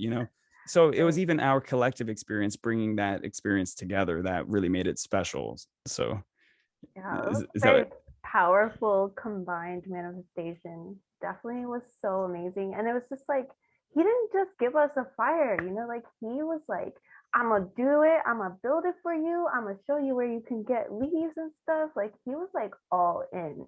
Yeah. He went very dad mode on us. He was like, you kids, you better make sure that you got the pine cones in the right places. You better make sure you have enough pine needles. He was like, watch this. This is how you build a fire. He was like teaching us. Like it was very like master student relationship. And Kelly and I, we weren't like being like, all right, old man, we got this, because we both did feel like that. But, but at the same time, we were open to the master student relationship where we were, like this guy's had some time on this earth to be able to express these things. And I was very open to experiencing his sort of, I guess you could call it, with his wisdom. Mhm. And he really did pour some on us, and it was a beautiful experience. But it wouldn't have happened if neither one of us were open to the experience, if we were closed off to the experience, if we weren't open to healing and becoming like, if my identity would have came in the way. Like, we're both Leo risings. Like, we both could have been like, all right, man, I know who I am, I know what I'm doing in this life. But we weren't like that. We were like, teach us, we are children right now. Yeah, yeah. So that can be like a very beautiful embodiment of the feminine in a way, because it's like you're open to that learning. You're like open to show me something I might not know already. So I think that's super great story to tell. Yeah, I'm glad it's sealed down somewhere at least. But yeah, like that experience, that experience, I guess I wouldn't say it taught me how to speak my existence into reality, because I know how to do that, but it really reminded me that it's important on how you speak about yourself. It's important how you speak about the world. It's important about how you speak about your perceptions. Your perceptions of the world create the entire thing. And in essence, that's the important part of doing the work, doing the healing, is to really heal your perspectives, to heal your really everything we've ever done is healing our perspectives, whether it's a perspective on money, a perspective on relationships, a perspective on our careers, perspective on our family. All of those things are just beliefs, and they're ideas. And that's what we're really in these human bodies to do, is to work on those things, to heal those aspects of our life and our consciousness, to expand and to grow. And since then, I realized that that kind of manifestation energy, it's so important for me to actually voice what I want in this world. I'm going through some kind of big changes in my life that are terrifying. And for me, all I can say is bring it on. I'm so excited for all the challenges. I can't wait to be challenged on my perceptions of reality. I can't wait to be given something challenging and difficult for me to actually remember that I speak my reality into existence and that there's nothing that can really stop me except for myself. Mhm. And that camping trip was a great reminder of that in general. Yeah, for sure. Can I read about the archetype of the lover now? Yeah, go ahead. Out of the 10. Okay. So So this is out of a book. yeah, this is from Chakras and Self Care. I'm not gonna like read the name because I can't. It's too hard to Oh, pronounce. okay, yeah.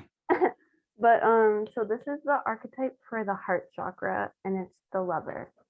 And it says the lover epitomizes the heart chakra. Her mode of operating is to love, connect, and live from a heart-centered place. While many people think that the lover is all about sex, sensuality, and intimacy, the lover is actually about so much more. She presides over all love, romantic, familial, platonic, and divine. She seeks unity and connection among all beings, mirroring the oneness of the heart chakra. The lover seeks to spread love and connection. She infuses every aspect of her life with love and is dedicated, committed, and faithful. Relationships are her main purpose, and she is unafraid of expressing her emotions, seeing this as an essential part of heart-centered living. Sensual and bohemian, she is in love with love and she is in love with life. The lover is a shining example of how to live with an open and flowing heart chakra, seeing the beauty in everyone and everything, and experiencing love in all forms and places. In history, she was known to the Greeks as Aphrodite and to the Romans as Venus. She is revered in film, art, and literature as a seductress of sorts, but her persona extends far beyond sex and intimacy. The lover, just like Venus, focuses much of her energy on creating a beautiful life, one that she can love. An enthusiast of aesthetics, beauty, nature, and art, the lover takes time to feel beautiful inside and out, a powerful form of self-care, and creates beautiful environments wherever she goes. Each of us can turn to the lover as a role model for how to live from our heart chakra. By taking on her loving traits, we can learn to love ourselves and others and live from a truly heart-centered place, where we see beauty and experience uplifting joy in day-to-day life and can enjoy better relationships of all kinds. Mm. It sounds a lot about what we've been talking about here on this podcast, which is, yeah, like I think there is this great misconception that women are just wife, mother, sexual partner. And I think that much of like what even feminism wants to address is like, I don't want to just be a mom or a sandwich servant.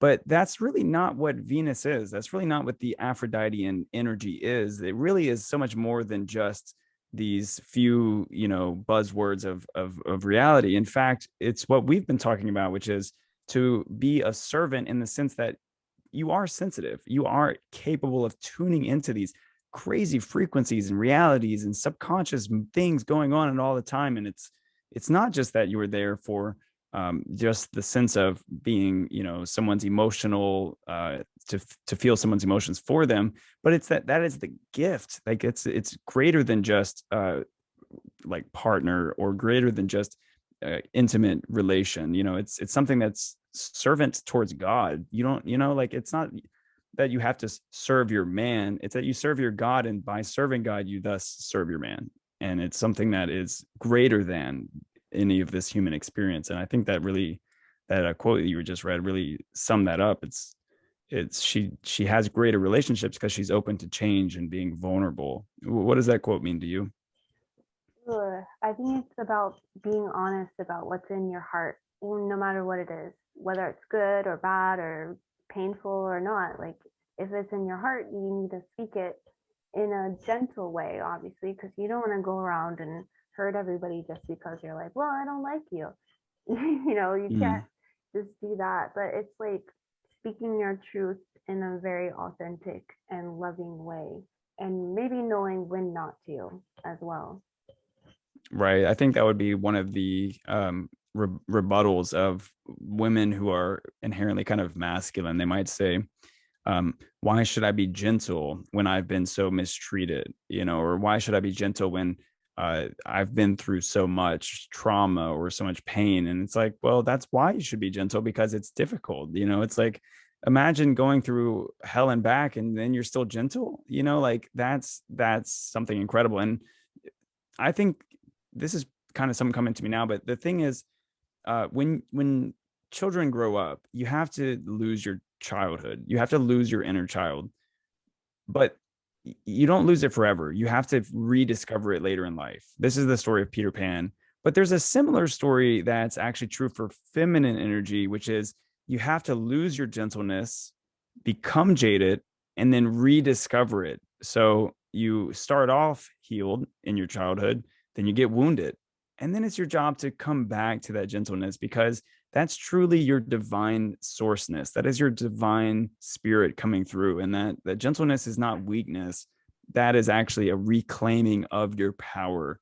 And even for men, like I think what happens to us is we start off very kind of rough and rowdy, you know, and then we get trained to be more gentle, get trained to be more passive and weak, and then we actually have to rediscover what it means to be manly, you know, what it means to go build muscles in the gym, what it means to be a provider and a warrior. And even for men, it's we have to have these four traits, which is the magician, which is our ability to speak like we did with the firewood, our lover, which is our ability to actually hold a space, a container for love, for that Venus energy. We have to be a warrior. So we have to be willing to go out into the world and conquer it. And then ultimately, all three of those things together create the king, and we become a king of our kingdom. But without any of those things, we are weak and we are basically useless. Men who are not in their power are basically useless. Women who are not in their power are also basically useless. Like you're giving away power. When you don't have power, you have nothing. I think we need to redefine what power means, not money and status and all these things, but rather power is really a connection to source, a connection to our deepest truths. Mhm.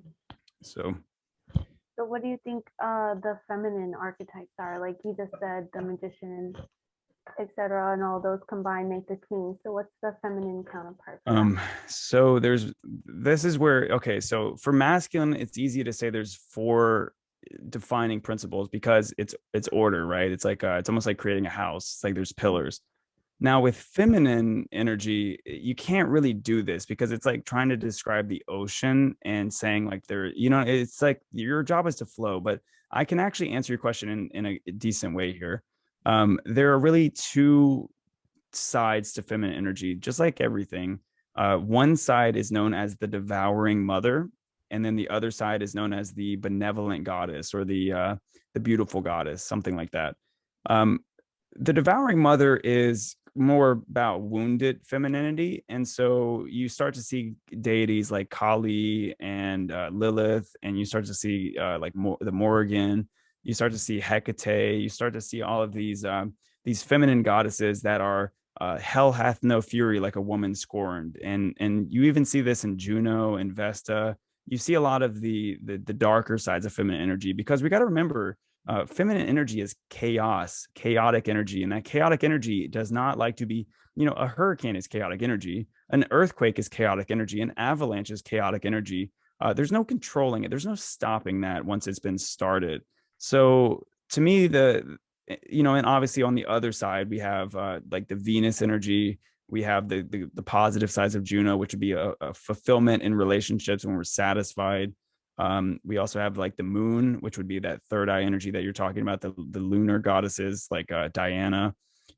We also see the goddesses. I guess I can name a bunch of them, but maybe not off the top of my head. But there's both sides of it, and on the devouring mother side, we get that sense that everything needs to be protected, and so um, we see this with Ceres as well. Ceres kind of overprotects her child, and she stops her from experiencing the world. It's a good story for that feminine energy, Ceres and Persephone.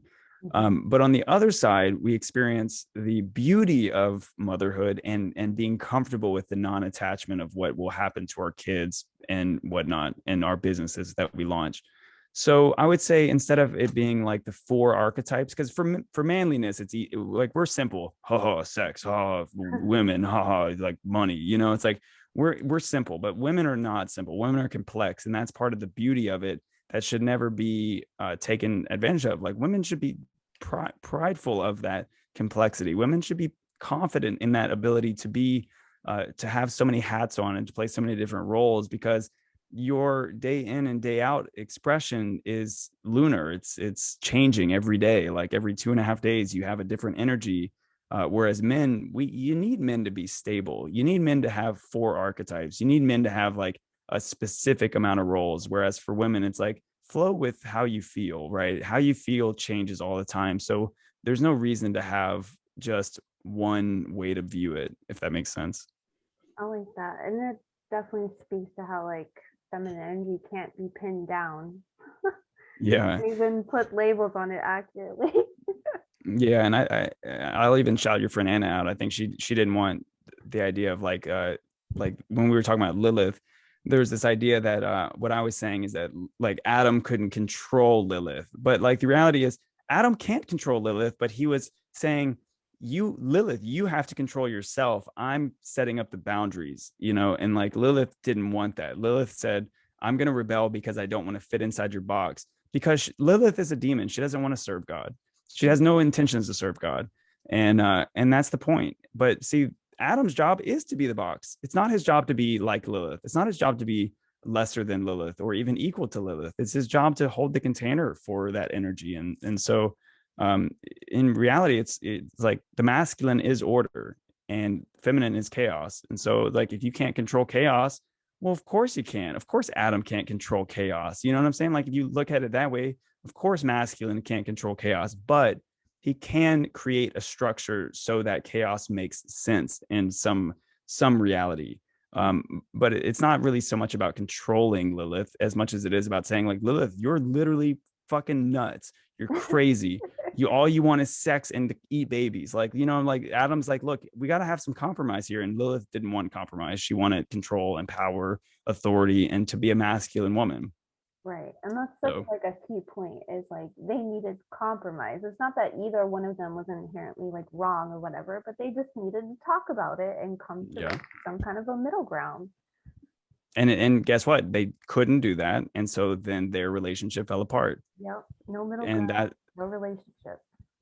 and that's what my problem with Lilith is in our modern day society with all this Lilith worship, is that there's this worship of like, I won't compromise. It's like talking to men is like talking to terrorists. It's like that's the problem that I have with Lilith energy in today's day and age. It's that there is no conversation that's going on, and men don't want to have the conversation either because, in many ways we've kind of grown tired of that trying to control Lilith. It's like, why try? Right. So, but that's also a wound of the masculine too. So as far as I'm concerned, this might be a little kind of off topic, but as far as I'm concerned, the right way that Adam in the Bible should have approached Lilith and approached Eve, especially Eve, is that he shouldn't have followed her direction. He shouldn't have said, Eve, you lead the way, because Eve is a helper. Like, and I don't mean like not listening to women, right? Not listening to Eve. But what I really mean is Adam should have been like, she's following a way that is diluted. She's following a way that's not, she's not helping me, she's helping herself, and I'm following her and helping herself. And it's not to say that women shouldn't be like uplifted and should go their own way, but it's really to say that like in terms of, in fact, we can even, this is why it's so important to separate male from female in terms of masculine and feminine, because we both have this energy. You shouldn't let your feminine energy control your life, if you're, especially if you're a man. If you're a man and your feminine energy says one more slice of pie, or if your feminine energy says one more porn video, one more ejaculation, it's like you're listening to your Eve, and she's not helping you, you're helping her feel good, feel pleasure, feel love, feel all these things. When in reality, you need to create the frame. You need to create the frame so she can flow.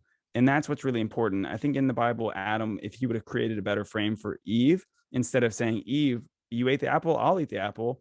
He should have said, like, God, this version that you made of me is, she's deceived, deceived, right? Mhm. So, I it's opposite of Eve, right? Deceived. So that's how I think. And that's what's so important for men, to not try to be like, how can I please you as a woman so much? How can I make you happy? How can I worship the ground you walk on? But rather to be like, look, I'm working on my purpose, and my purpose can include you, but you got to fit within my frame. And that's the thing that guys don't understand this day and age, is that you have to control the frame. Like, if a girl is controlling your frame for you, then you're not going to have a good relationship. You're going to have a relationship where you're orbiting her and she's not orbiting you. And that's just the traditional and it's masculinity like rules. dysfunction too. Like I know that people are probably gonna watch that and they're gonna like hate on you for saying that in the first place. But let me just say that like the relationship where the man orbits around the woman doesn't work because Yeah, I've it doesn't work. been in many of them. Like I've been in lots of them. They don't work. They're unfulfilled. They're unhappy, dysfunctional, toxic, all the things. So many things wrong about it. Like it Yeah, I'm not saying that doesn't from my follow perspective. order. I'm not saying that from like this is what Bryn Apollo, this is what I think. This is my like opinion on it.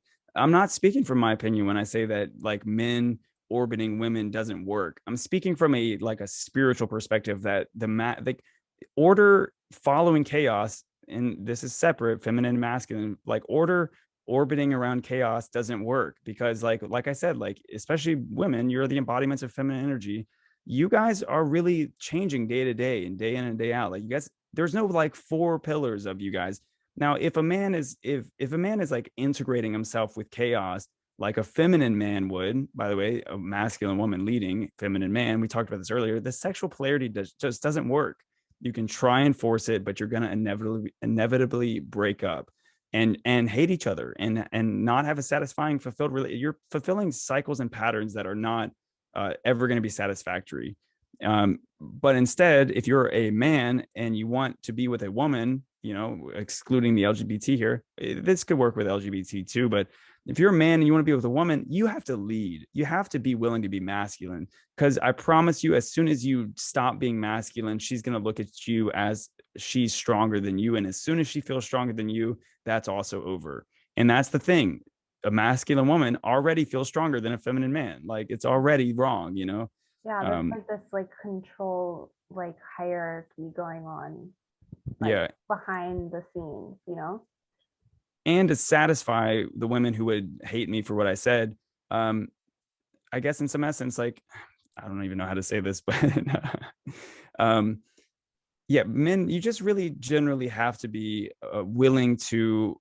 There's almost like it's almost like a my way or the highway thing, but you got to be mindful here. You can't just say, I'm going to control you into submission. That's not how submission works from the female side. Submission works when she trusts you, right? It's not whenever you force her to be in your frame. It's when she trusts you and wants to be in your frame. That's different. See, I think that's where women would agree with me, that would disagree with that other statement. All women want to be in somebody's frame, except for like 4% of women, right?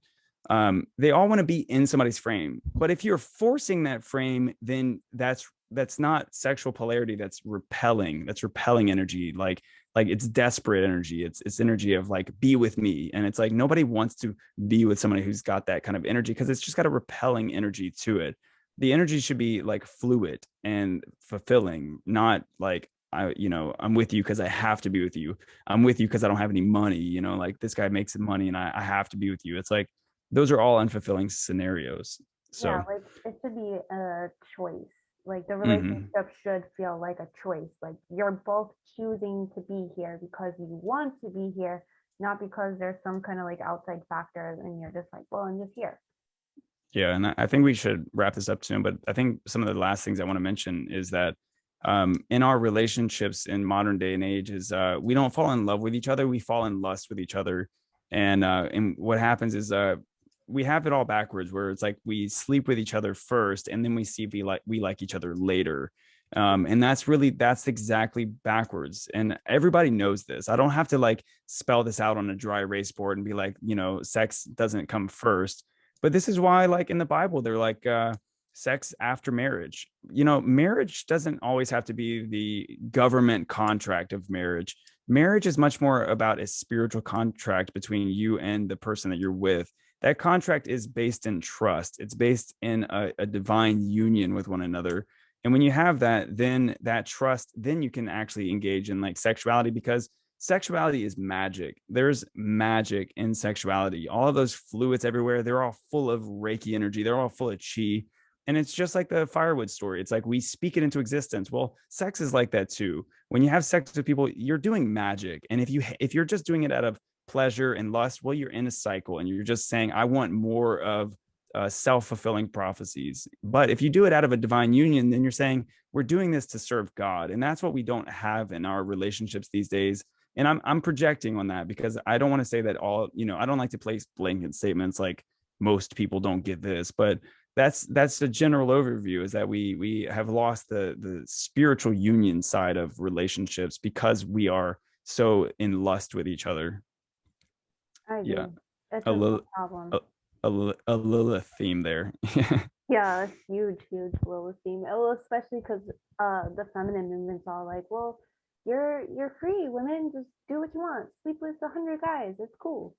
Well, Yeah, we I've seen support that a that. lot. There's memes that are like, be a slut, do whatever you want. It's like, I guess this is funny. I gotta say this too. I have so many things to say. We could talk for 4 hours, but I don't want to make this video too long. But um there's a difference between men and women sleeping with lots of people. Like women want to say my body count doesn't matter, but it does. And it doesn't for men. And it seems like a double standard, but it's not. And let me explain why. For women, you guys are literally receivers. Like that's the description of your genitalia. You're receivers. You receive things. Guys are givers. We give things. So think about it like men are releasing, right? We're giving away. Women are receiving, so they are holding on to, they're taking in. And so when it comes down to sexuality, there's this idea in our relationships called pair bonding. And if you are, as a woman, if you are sleeping and having all like tons of dudes like nutting inside of you, taking their spirit on, you're going to become bipolar. You're going to become really diluted in your thinking, because the more guys that you have, it's like having a jar of spirits inside of you, and you're ethically connected to them. You're connected to them through your fucking vagina. You're connected to them from spirit. You're like, this is why Eve and Adam are bonded to each other. Eve comes from Adam, which means that Eve is bonded to Adam, which means that you are bonding to these guys that you're sleeping with. And this is especially true in essence when you have kids with people, because you're bonding through that the development of that. You're really ethically bonded. So my point is, it's different for men. And men can go around and sleep with hundreds of women and not think about one of them. And in fact, they probably wouldn't. But I guess in both cases, it ruins all of our chances of pair bonding. And that really brings the conversation up of purity in relationships. Only since the 50s have we been able to sleep with so many people without having kids out of wedlock. Before, for the past couple thousand years, it was, you got fucking bullied if you slept around with people. Like, you got killed if you slept around with people. Got And stoned. you got stoned if you slept with people. And feminists will say, well, now women are expressing their sexuality and we're liberating ourselves. No, you're not liberating yourself. You're falling into this awful Lilith narrative of just, I can sleep with as many people as I want. But then you have the consequences of becoming bipolar, having multiple personalities, having all of these different people inside of you. When one of the men that you slept with is having a terrible day and is suicidal and shit, you're feeling that way, even though it's been 3 years since you slept with them. So the point is, and by the way, me as a guy, I don't go sleeping around with women because I don't want my spirit in them. You know what I mean? Like, I keep myself pure so I can talk about this. I'm not saying like, oh, I get to go sleep with it. No, I don't want my spirit all over people, because then that means that they're going to send me energy too. Right. So my point here is just like, all of the things that we've talked about here, Kelly, these things are sacred. These things are really more than just like biological, physical relationships. A relationship is never just physical ever. Nothing is just physical ever. It's always mental, it's always emotional, and ultimately it's always spiritual. So that's why this subject is so important. That's why I'm glad that you wanted to talk about this, because it's so important to get a man and a woman's perspective, especially when we're coming from that spiritual point of view. So let's go ahead and wrap this podcast up. And I want to ask you, is there any final statements that you want to add? Is there any kind of final points that you want to put in? And then I'll give you a chance to plug your Patreon again. Do you want me to read the archetype for the solar plexus out of this book? Sure, if you Yeah, have it.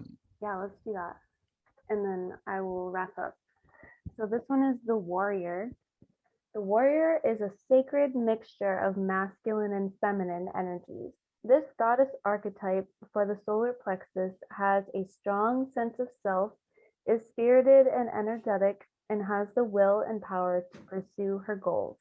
She represents physical strength and energy, leadership, and courage. There are many historical warriors revered in different religions and cultures, as well as in art and literature, including Freya, the Norse goddess of love and war, who's a solar goddess, by the way. Didn't know that. And Durga, the multi-limbed Hindu goddess and protector. Boudica, the queen of the British Celtic tribe who led the uprising against the Romans. Their names, cultures, and races may be different, but they share a very strong sense of self. They were brave and strong and had the willpower and stamina to pursue their causes. To thy own self be true, Shakespeare said, and the warrior goddess reminds us of this. When we consider the essential role the solar plexus plays in both being our true selves and having the beliefs and resolve to live our best lives, the benefits of taking on the traits of the warrior are clear. She reminds us that being who we truly are is not only safe, but also essential for our well-being. When we become a warrior, we connect our power source, we stand up for ourselves and others, and we become strong forces for good in the world, benefiting both our own lives and the world at large. It's so true too, because when we talked about the solar plexus, we talked about that's the first chakra that gets drained. And if you're drained, you're not helping anybody. You're not helping the world. You're not helping the people you're with. You're not helping your friends, your family. And that's why the solar plexus really is so important, because you got to do some self-care. I do feel a lot of the time women will take self-care as like needing complete isolation, needing complete independence. And sometimes they feel like they don't have the independence. So they go out and look for the independence in other ways. And that, sometimes the independence is just going into your cave for a little bit and just reminding yourself of your worth and healing. And for guys, for our solar plexus, we got to have a sense of self-worth. We have to have some value that we're putting into our lives, into the people we love, into our bodies, into our minds. You got to work out. You got to go to the gym and get some muscles. You got to eat healthy foods. Putting that solar plexus energy into yourself is a way for you to serve and protect and provide for others as well. So it's important for everybody to have really a strong solar plexus, because if you don't have a good sense of self, a sense of purpose. It's your willpower. Your willpower gives you the ability to overcome anything. Like you look at the world and you're like, oh wow, that's a big challenge right there. But if you have a solar plexus energy, you're like, bring it on, and you're ready to go on and explore that. So, Kelli, tell them one last time for all of viewers that have made it this far. By the way, if you made it this far, wow, you're an absolute. If you made it past the Dean story, I'm impressed. But we're putting this energy out there because we really are truly passionate about this, and getting ourselves out there is really what's important. So, Kelli, tell us about your Patreon. I'll tell you all about my services as well. Okay, so my Patreon's called The Atlantean Flames, and we do self-care. That's like the main thing. It's all about boosting yourself in a community. So we're like uplifting ourselves and we're uplifting each other. And I think that's like the best of both worlds, honestly. Awesome. I'll put a link for that in my description as well. So I do astrology, guys. If you guys want a reading from me, you can go to alchemistapollo.com. You can find my one-on-one consultations there, where I will read your natal chart, go over some vivid information for you, similar to how this kind of podcast goes down. But if you also want to get a pre-recorded video where you just want to listen to it like a podcast, I also have that on my site as well. So check out all my services on alchemistapollo.com, and also check out Kelli's Patreon. So link will be in the description. Yeah, thank you, Kelli, for joining me. I've really enjoyed this conversation. I think that we should have some more podcasts in the future. And yeah, if you guys are still here, like the video, leave us a comment about what you guys resonated with in this video, and feel free to subscribe to both of our channels. So thank you, Kelli. Thank you for having me.